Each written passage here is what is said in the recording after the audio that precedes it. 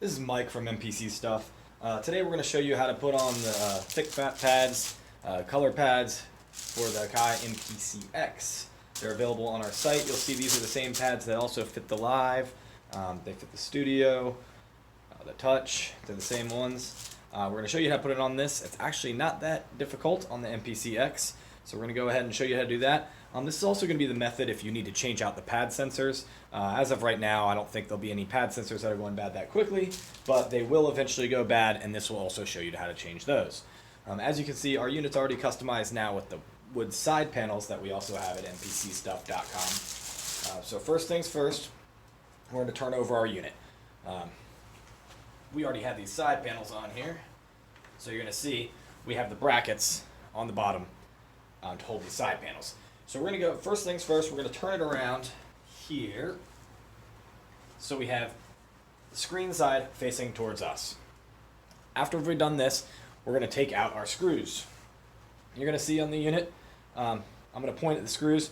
These ones are holding brackets on, but they're also going to be there even if you don't have the side panels on here. So there'll be a screw here, here, kind of just pointing them out now. You'll see them all around the bottom. These ones that hold this door on here, you don't need to worry about because you're not needing to take this door off. If you want to, you can. It's not a big deal if you do. Screw here, here, here, here, here. The main thing to note right now is the difference in screws. Right here and here, you're going to have one screw that's going to be different.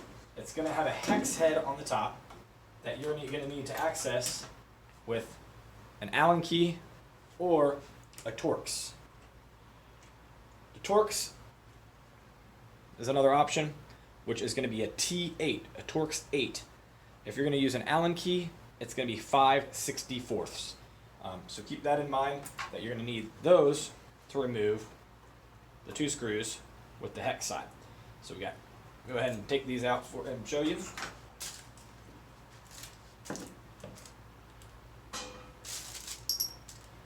Pull that one out, and then this one's the other one that's held on by the Allen key. Now grab those off, and you're going to notice those are the only two that are going to be different on the bottom. You'll also have four here that are smaller, but keep in mind those ones don't have to be removed. This is where if you were installing a hard drive or anything like that, that's where those would be. You do not need to take the screws off that are holding these legs on. So right now I'm going to go ahead and take the screws out from the bottom that we talked about and go on to the next step. Alright, now I've turned the unit around so I can access the front side from the bottom now that we have that plate off. When we lift this plate up here, we're going to notice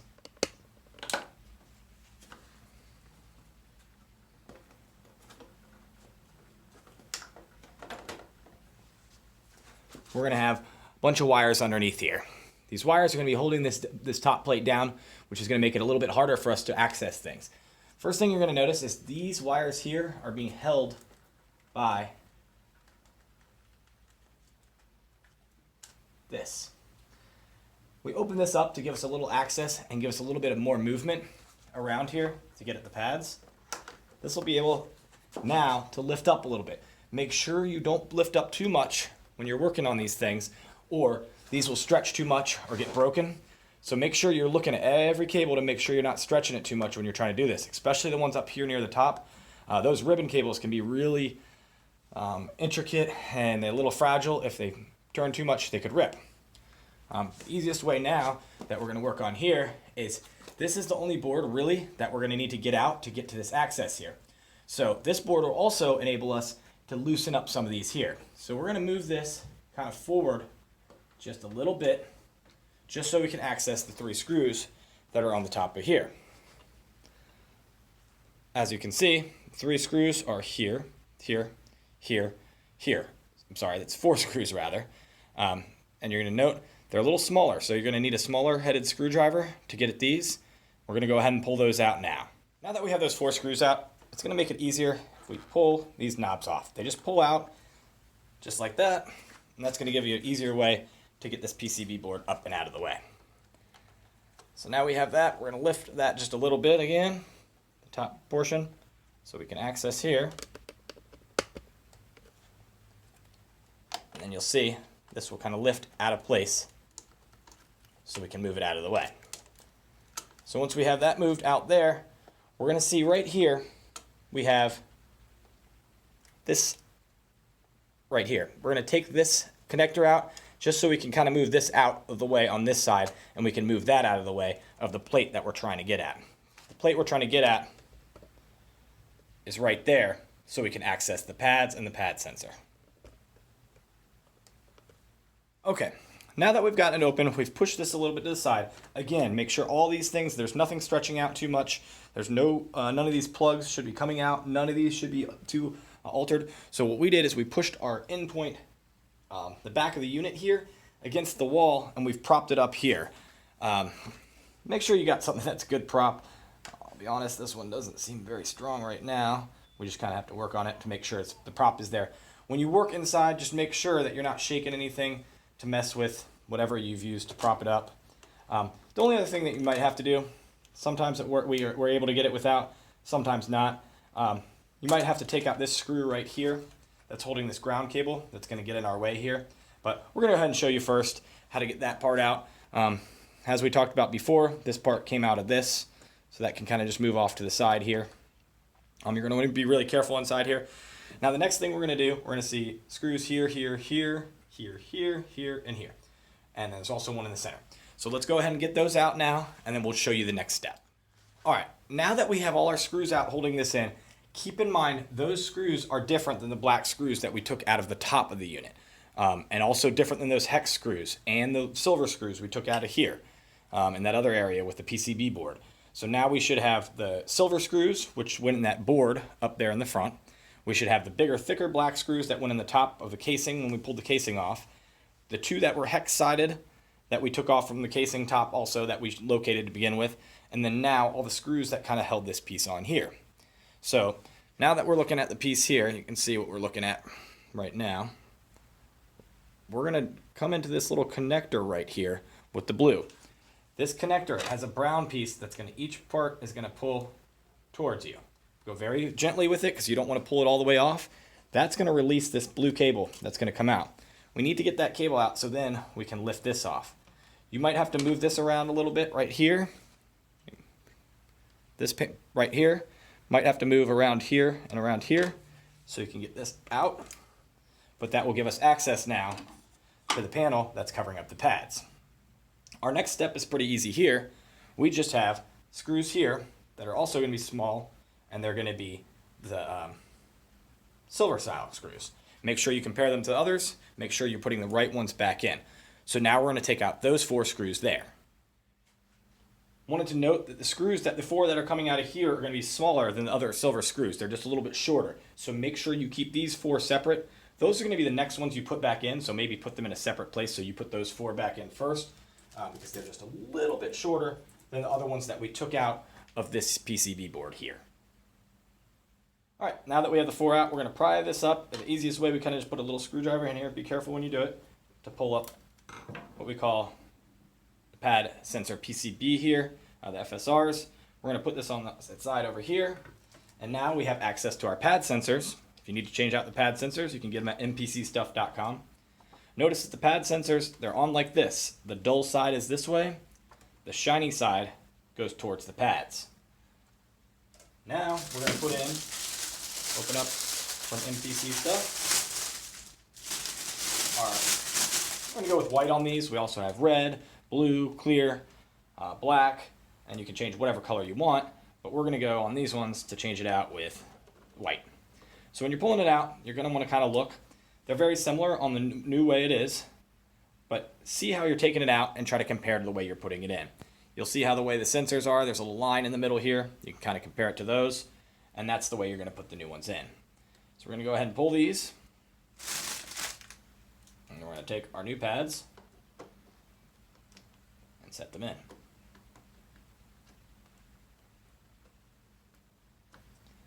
You'll note the new pads are a bit softer, so you're going to have a little bit going like this. And once you have them in, there's one thing to note. You'll see when you're going in here, these pads are made for a few different units. These ones have slight notches on each of these posts. That being said, we're going to have to cut a little teeny slit in each one. They did not come that way. We don't do them pre because they also fit other units that don't need the notch. So just keep in mind that when you're installing them, that's what you're going to want to do. It's one of those things that's not 100% imperative, but it will make a difference, and you should cut the little notch in there. So the top on these ones and this one, you'll see that is not a big deal where the notch needs to be. Whereas on either of these sides, it's more of a big deal. So we're going to go ahead and take our pad and a scissor, and we're just going to cut a little teeny notch in there. I'm going to get a better angle at it.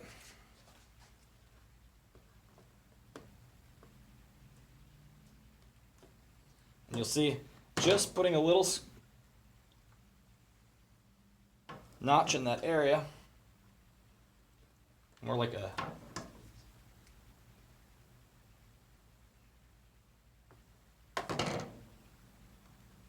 we'll make it then so it fits completely flat. So we're going to do that on the other side. That needs to go down here. We're going to do that on the other side, and then we're going to go ahead now and put our sensors back on.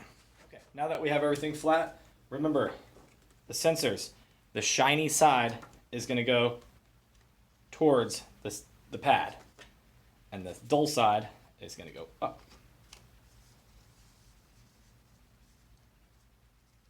We're going to go ahead and put our sensors down. And you'll notice a little bit, it might fit a little weird at first, but just make sure everything's flat, because if you're up on something like the pillow that we put it on or the cushion, it's not going to fit all the way flat down there because you got to make sure each corner is down. Once you've done that, then we're going to go ahead and take our pad PCB and put it back just like we had it. Once we have that down, that's going to help us get our sensors flat. One thing I would suggest doing is moving your hoist here for a second when you have this sensor sheet down, and lift up and make sure your pads all look good on this side and everything looks flat. Then you can bring it back up.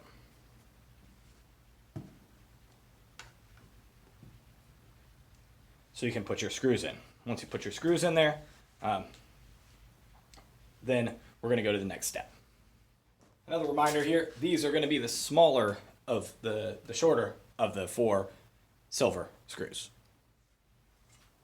Now we're going to go ahead and put this back on, which is going to be our pad holder.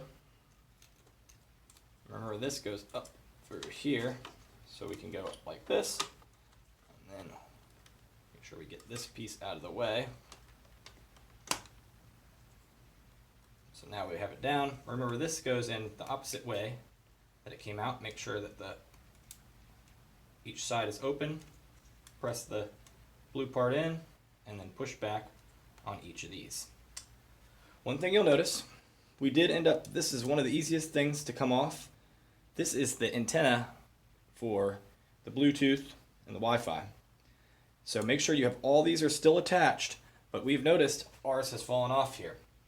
There is a little portion right here that this part just goes directly onto here. It's a little tough to get it on there, but you'll have to go ahead and get this completely straight and put it on. I'm going to go a little closer so you can see that area, and then go to the next step.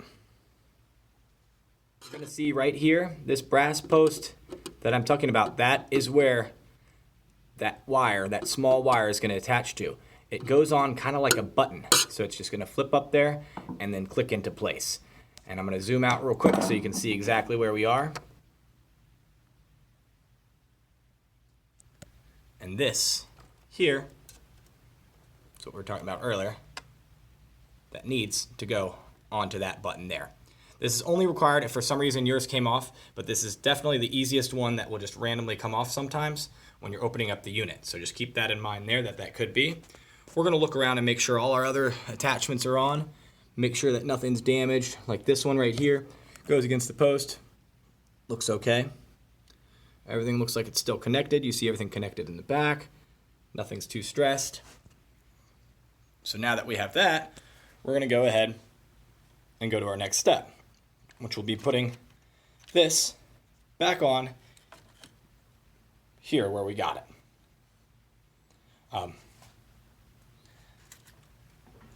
when we put that on, we're actually, I'm sorry, we haven't finished this step, but we need to put our screws back in to this first before we put this in. My apologies. This is going to go in first because there is one here and here that this covers. Otherwise, you'd be okay to do it afterwards, but we're going to go ahead and put these screws back in here first, and then we're going to get to this piece here. All right, we're putting these in. Keep in mind that these ones on the end, you might want to use a stubby screwdriver because it's easier to get at. That's what we're using. It makes it a little bit easier to get at. And I've already done all the ones in the front here. One other thing to remember, these are the screws that are thinner. The black screws that are thinner. You don't want to use the black screws that are thick because those are the ones that go into the bottom of the unit and they are too thick for this area. So we're going to get our last screw in here and then we're going to go to our next step, which will be putting this PCB back right here. Kind of just flows into place after we move it here, and you'll see these screw holes line up. And remember, these are the other 4 screws that we had that were a little longer than the ones that we used under this sensor. So now we're going to go ahead and put those 4 screws in. Okay, one thing we're going to have to do is put this back on before we put this here. So remember, we took this from under here to get that clicked in. Might have to bring this up just a little bit so you get closer. Then we'll be able to put our 4 screws back in, and this will reach back over to where it was. Keep in mind you also want to move some of these wires back before we put this on. We can close these wires if we want back into their spots. And then we're going to put our 4 screws back into here. Then we're going to be ready to shut the unit. Okay, now that we have everything set up in here, we have these kind of shut here. Make sure that wire is still connected for the Wi-Fi. And we're going to kind of slowly bring everything back forward into place. And you'll see we'll start to have all these holes at the bottom start to line up. What I always suggest is turning this around to make sure here that this sits where you want it to be, which is going to sit down inside here in the casing. So once we get that down in the casing, once I just got to finagle it a little bit, there it goes. Then that's shut. Then we'll be able to put our screws back in the top. Okay, the one last thing to remember when you're putting the screws back in is where your small screws are going to go. So now that we have the unit sitting here, we remember that our small screws are going to go here and here. That's going to be the ones with the hex top. So we're going to put those in first and put the rest of the screws in. So once we have those screws in, then we'll show you how it finished. I did want to note before we do this, as you obviously noticed, we took the wood panels off ours. Your panels will still be on here. There's no reason, nothing that you have to remove or anything like that to work on the pads. So that's why they're not here. But we're going to go ahead now and just go and return the screws like we talked about. And now, as you can see, we've turned our unit around. We haven't put the side panels back on yet, so yours will already be there, or you can put our wooden side panels on that we have at MPCstuff, or you can use the custom color side panels that we also are selling. But now you can see we have the white pads on the Akai MPCX, only from MPCstuff.com. We also sell a bunch of different colors as well. One last thing that we noticed that we hadn't done on our unit was put back our 2 knobs that we took off. We're putting this back on here. Doesn't matter if you do it at the end or if you did it while you were assembling earlier. They got to go back on either way. Again, you can get this only at MPCstuff.com. Thank you.